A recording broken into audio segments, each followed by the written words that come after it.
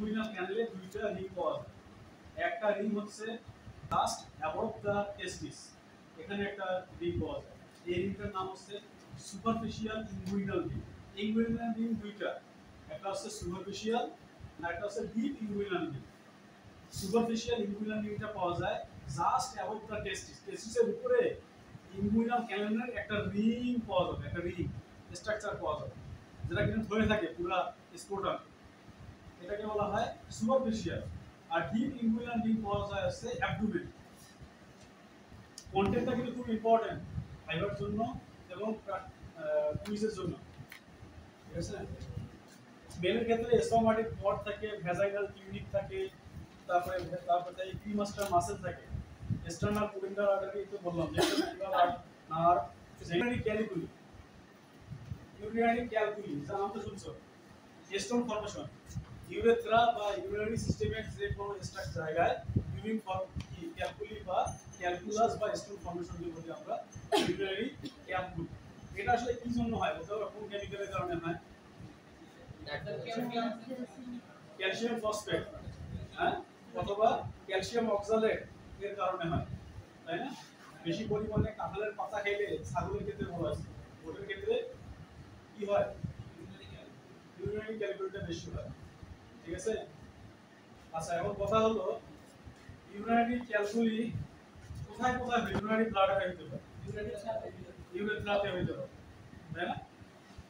তাহলে সাধারণত ক্যাটেলের ক্ষেত্রে বা গরুর ক্ষেত্রে কোন জায়গায় ইউরিনারিসিস হওয়ার সম্ভাবনা সবচেয়ে বেশি থাকে? একটা আছে টিপ অফ দা পেনিস, একেবারে সামনের দিকে, আরেকটা কোথায় বলতে পারবো? সিগময়েড ফ্লেক্সার, যে জায়গায় বেন্ড হয়ে গেছে। এখন কথা হচ্ছে যে কোন জায়গায় বেন্ড হয়, কেন বেন্ড হয়, এবং বেন্ড ওই জায়গাটা তো এমনি হয় না, বেন্ড হওয়ার পিছনে ওই অ্যাসোসিয়েটেড কিছু স্ট্রাকচার আছে, যার কারণে কিন্তু ওই জায়গাটা হচ্ছে কি বলবো important area for the formation of the calculus. কিভাবে দেখো, স্টোন ফর্মেশনটা সিগময়েড ফ্লেক্সার, সিগময়েড ফ্লেক্সারটা সাধারণত এই জায়গাটা বেন্ড হয়ে থাকে, এই জায়গায় বেন্ড হয়ে এই যে এই দিক দিয়ে বেন্ড হয়ে এদিক দিয়ে চলে আসে, এই এদিক দিয়ে চলে আসে। এখন এদিক দিয়ে যখন চলে আসে ফ্লেক্সারটা, এই সিগময়েড ফ্লেক্সার, এই ইলিয়ার ইসিয়াম পিউবিস, ইলিয়ার ইসিয়াম, এই ইসিয়ামের এই বোনের কারণে, বোন এই কার্ভেচারের কারণে, এই বোন এখানে একটা কার্ভেচার আছে, লাইন আছে না, এদিকে একটা কার্ভেচার আছে, এই লাইনের কারণে এই জায়গায় ওই প্রেসার পড়ে, বেন্ডও হয় এবং ওই জায়গায় প্রেসারটাও হয়, যার কারণে ওই জায়গায় কিন্তু তোমার সবচেয়ে বেশি কি হয়, ক্যালকুলি ফর্মেশন হয়। তাহলে ক্যালকুলি কোথায় ফর্মেশন হয়? একটা হচ্ছে টিপ অফ দ্য পেনিস বা ট্রান্স পেনিসের, তবে যেটা কিনা অনুভব করা অনেক সহজ, কিন্তু যেটা ইউরেথ্রার ভেতর দিয়ে সিগময়েড ফ্লেক্সারে হয়, এটা অনেক কঠিন। এটা একটা অপারেশন আছে না, এইটা করতে হয়। এটা কিভাবে করতে হয়? ইসিও কেন বলা হয়? ইসিও কেন বলা হয়? ইসিয়াম বোন, তাহলে ইসিয়াম বোন দুই থাকে, জাস্ট এনাস যেটা আছে, এনাস এখানে একটু সব পেছনের দিকে একটু চিন্তা করো, ইনিমেলে এনাস, এনাসের নিচে দিকে এরকম একটা লম্বা একটা লাইন থাকে না, যেটা ভিতরের দিকে ঢুকে যায়, থাকে না? হ্যাঁ, এরকম একটা হোয়াইটিশ কালারের একটা লাইন থাকে কিন্তু, যেটা কিন্তু স্পোর্টার মতো ভেতর দিকে চলে যায়, তাই না? তাহলে এটা হচ্ছে বলতেছি আমরা অ্যানাস, এখান থেকে 5 সেন্টিমিটার দূরে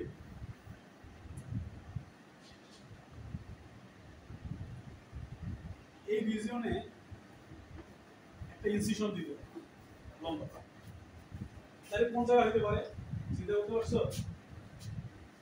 এনিমেলের গ্যাস থাকলে ভালো হতো, এখানে আছে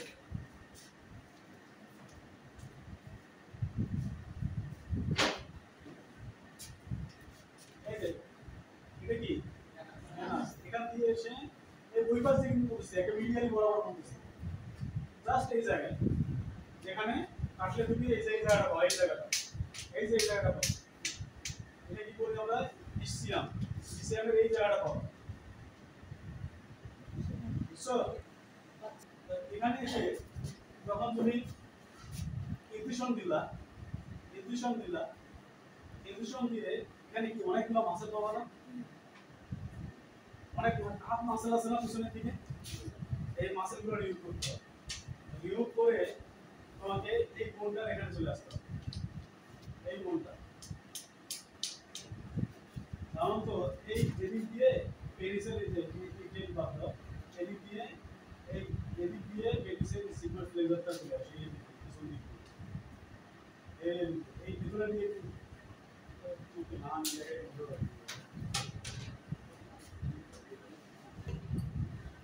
এই যে আছে না, এখানে কিন্তু অনেকগুলো মাসেল আছে, টাপ অফ মাসেল থাকে এই পেরিসের যে বলতেছি আমরা সিগময়েড ফ্লেক্সারটা, এই যে এদিক দিয়ে চলে আসে, এদিক দিয়ে এসে এই এদিক দিয়ে ফর্মেশন করে, এদিক দিয়ে ভাঁজ হয়ে এই পাশে চলে আসে, মানে এরকম হবে।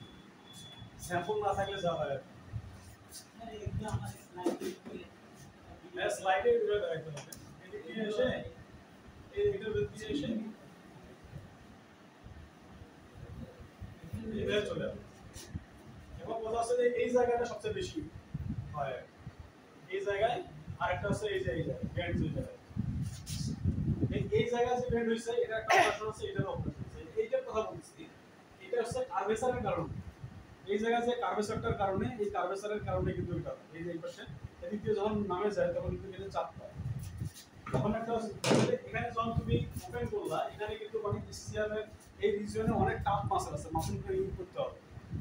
মাসেল নিয়োগ করার পরে তুমি এই সেগময়েড ফ্লেক্সারটা পাবে, এবং সেগময়েড ফ্লেক্সার যখন পাবা, সেগময়েড ফ্লেক্সারটা ওপেন মানে এই সেগময়েড ফ্লেক্সার তোমরা দেখছো, সাপোজ এরকম একটা ব্যান্ড, তাই না, এরকম একটা ব্যান্ড। এখন এই সেগময়েড ফ্লেক্সার যদি ক্যাটেলের হয় তাহলে এখানে কি করতে হবে, আমরা জানি সেগময়েড ফ্লেক্সারের ভেতর দিক দিয়ে কিন্তু ইউরেথ্রা পাস করে। আমরা ক্রস সেকশন অফ পেনিস দেখছি, তাই না, ক্রস সেকশন অফ পেনিস দেখছো না, পেনিসের কিন্তু ক্রস সেকশন কি, দুই পাশে কিন্তু রিট্রাক্টর পেনিস মাসল থাকে, দুইটা রিট্রাক্টর পেনিস মাসল। আমরা যে ইনসেশন দেব দুইটা রিট্রাক্টর পেনিস মাসলের মাস থাকে, অর্থাৎ এই জায়গায় এই রিট্রাক্টর পেনিস মাসল, একটা হচ্ছে রিট্রাক্টর পেনিস মাসল, এই দুটো মাস থাকে। যোগ করে তারপরে এইভাবে তোমার এখানে কিছু মাসল আছে, ইউরেথ্রালিস মাসল, ইউরেথ্রাস চারপাশে মাসল। আমরা জানি পেনিসের মধ্যে দুই ধরনের মাসল থাকে, একটা হচ্ছে বালবো স্পঞ্জিওসাস মাসল আর একটা হচ্ছে ক্যাভার্নোসাস পেনিস মাসল। ঠিক আছে, দুইটা ভেতরে পাওয়া যায় ইন্টারনাল মাসল, আর একটা মাসল পাওয়া যায় ইউরেথ্রাস চারপাশে, এটাকে বলা হয় ইউরেথ্রালিস মাসল। আর যে মাসলটা পেনিসকে রিট্রাক্ট করে ধরে থাকে এটার নাম হচ্ছে রিট্রাক্টর পেনিস মাসল। তাহলে এরা যখন চলে আসলাম দুইটা ক্রিমাস্টার মাসেলের নোটবুকের মধ্যে ওইভাবেও লেখা, যেভাবে তোমাকে বলতেছি ক্রিমাস্টার মাসেলের দুই পাশে এখানে ইনসিশন দেওয়ার পরে তারপরে তোমাকে পারফেক্ট করে ইউরেথ্রাকে ওপেন করতে হবে, ইউরেথ্রাকে ওপেন করে তারপরে ওখানে দুই পাশে লাইগেট করে তারপরে তোমাকে দিতে হবে হবে কারণ ইউরেথ্রা বের করলে ইউরেথ্রাটা একেবারে ব্ল্যাকিশ কালার হয়ে যায়, ইউরেথ্রাটা যখন টানবা দেখো যে ব্ল্যাকিশ কালার হয়ে আছে।